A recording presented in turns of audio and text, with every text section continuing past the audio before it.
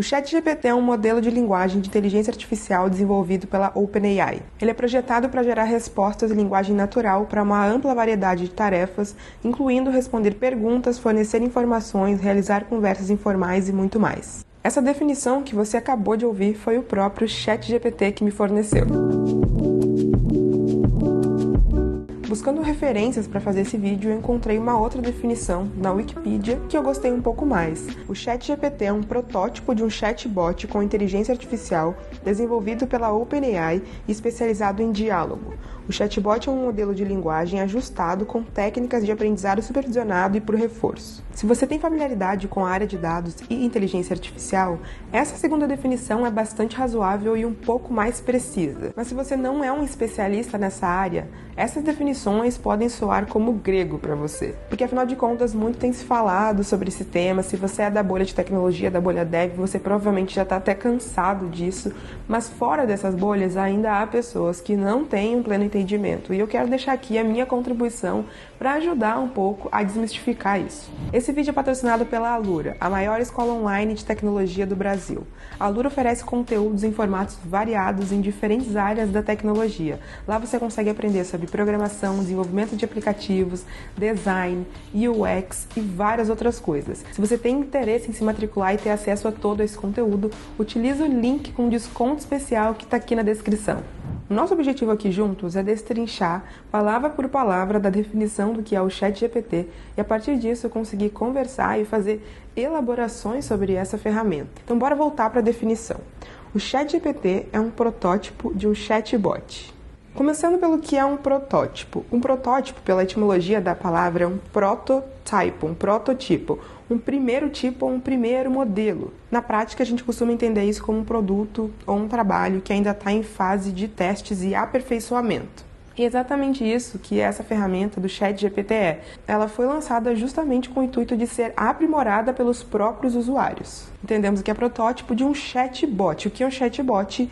É um bot, ou seja, um robô, para chat, para conversação e diálogos. O ChatGPT é especializado em diálogos. Ele é um modelo que foi desenvolvido e otimizado para ter esse formato de conversação, baseado em inteligência artificial, desenvolvido pela OpenAI. A inteligência artificial tem diferentes definições, mas a gente pode entender como a capacidade de uma máquina executar tarefas complexas. Que tipo de tarefas são essas? São tarefas como aprender, ver, decidir, tarefas que nós humanos, considerados inteligentes, conseguimos desenvolver e que a máquina, quando programada, ela consegue mimetizar esse comportamento. E por que eu estou falando de mimetizar? Porque quando a gente está falando, por exemplo, de visão computacional, a máquina não vê exatamente da forma como a gente vê, mas há um processo de reconhecimento de padrões, porque é parte do nosso processo de visão, então enxergar, né, captar a imagem, reconhecer padrões, mas nós humanos temos associadas a essas capacidades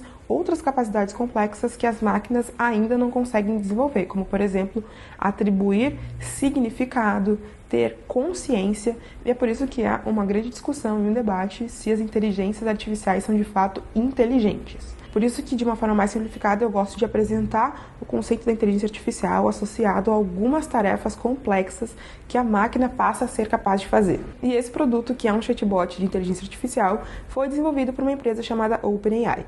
E a OpenAI é uma instituição, um laboratório de pesquisas, focada em desenvolver modelos de inteligência artificial. O ChatGPT, portanto, é apenas um dos modelos que a OpenAI desenvolveu, talvez o que tenha mais furado bolhas e atingido mais pessoas.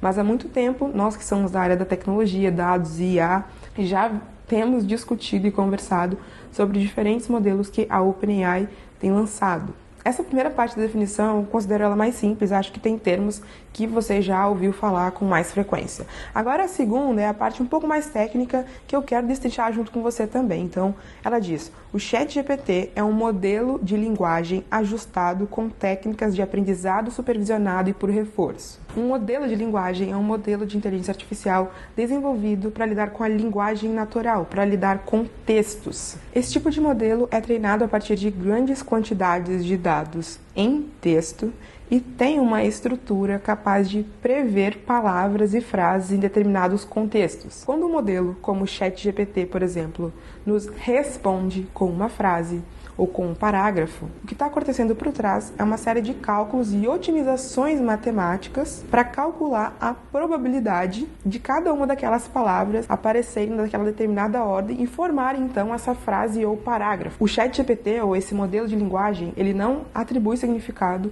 e não entende o que de fato é aquela frase ou aquele parágrafo. Ele só entende que com uma maior probabilidade o que ele deve te retornar são aquelas determinadas palavras naquela determinada ordem. Mas a definição nos diz não só que o ChatGPT é um modelo de linguagem, mas que ele é um modelo de linguagem que utiliza técnicas de aprendizado supervisionado e por reforço. O aprendizado supervisionado é uma técnica de aprendizado de máquina que consiste em a máquina aprender uma função que mapeia uma entrada numa saída. Quando eu digo função, eu estou falando daquelas mesmo que a gente aprendeu lá na escola. Função y igual a x, por exemplo. A gente tem pontos no eixo x, pontos no eixo y e uma função que indica uma relação entre esses dois conjuntos. Já o aprendizado por reforço é uma outra técnica de aprendizado de máquina que consiste em você utilizar políticas de compensação e punição para que a máquina consiga aprender um determinado padrão ou comportamento específico. Um exemplo que eu acho muito legal para ilustrar o aprendizado por reforço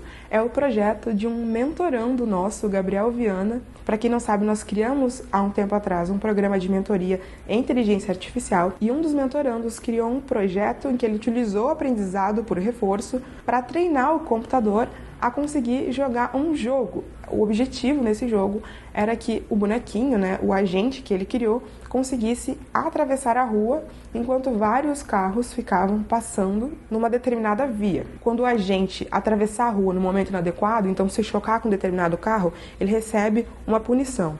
Quando o agente conseguir atravessar uma determinada parte da via, e escapar do carro, ele recebe um prêmio, uma compensação. E assim se cria um algoritmo que permite esse aprendizado da máquina com um reforço. A ideia do reforço é justamente você reforçar positivamente quando a máquina acerta, reforçar negativamente quando a máquina erra. E, inclusive, no caso do ChatGPT, lendo lá a documentação da OpenAI, a gente vê que eles utilizaram o aprendizado supervisionado e por reforço com uma variação, que é o feedback humano.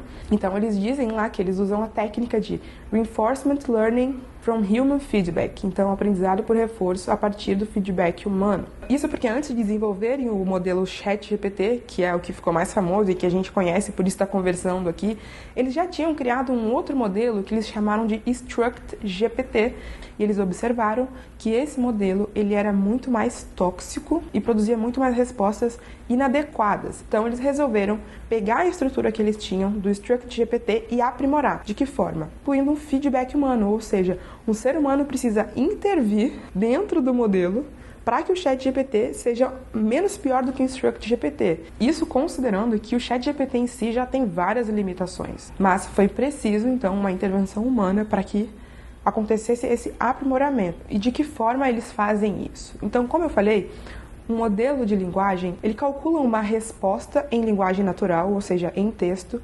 baseado em altas probabilidades. Eles pediam para o modelo gerar 3 diferentes respostas para uma determinada pergunta. Como ele faz isso? Ele calcula probabilisticamente, faz combinações de palavras, gerando 3 respostas, e aí esse agente humano ia lá e escolhia qual dessas 3 respostas que o modelo gerou é a mais adequada para aquela pergunta. Aqui então a gente precisa parar e prestar atenção, porque muita discussão que gira em torno do ChatGPT tem a ver com o fato de que o ChatGPT é uma ferramenta incrível, que vai substituir os humanos, e a gente está, então, avançando muito mais nessa revolução da inteligência artificial, porque essa ferramenta tem uma autonomia muito grande e por aí vai. Mas a gente precisa entender que esse protótipo, ele ainda é muito, muito dependente de humanos, de intervenções humanas. Não só das pessoas que desenvolveram o modelo, mas de todas as pessoas que são envolvidas nessa cadeia de supervisionamento do modelo. Necessariamente, incluir humanos nesse processo significa reproduzir vieses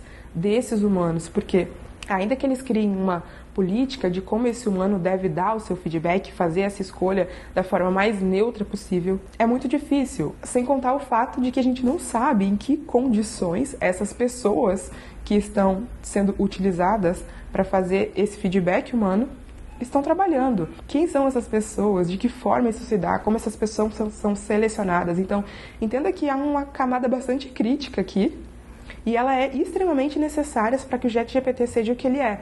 Inclusive, acontece também com o ChatGPT, mas mais ainda com o modelo anterior que eles haviam testado, um processo que se chama de alucinação da máquina, que é quando a máquina inventa uma resposta, né, acredita que está certa, mas aquilo não tem nenhum sentido. Só para exemplificar que tipo de limitação esse produto tem, eu trouxe aqui exemplos de duas pessoas que eu acompanho na internet. Então, o Thiago André, criador do podcast História Preta, e o Pablo Nunes, que é um pesquisador. O Thiago reportou que ele fez um teste com o ChatGPT pedindo para ele fazer um texto sobre um personagem histórico. Embora o texto fosse bom, e eu entendo bom como coerente, né, enfim, gramaticalmente e sintaticamente, ele era um texto cheio de informação falsa. E a pesquisa dele foi feita em fontes abertas que tinham informações imprecisas. E isso se relaciona, inclusive, com o que o Pablo Nunes reportou, que é o fato de que o ChatGPT inventa referências bibliográficas. Então, pedindo para que a IA indicasse referências bibliográficas de revisões de literatura sobre reconhecimento facial, o que ele obteve como resposta são referências que não existem. Então, foram criadas.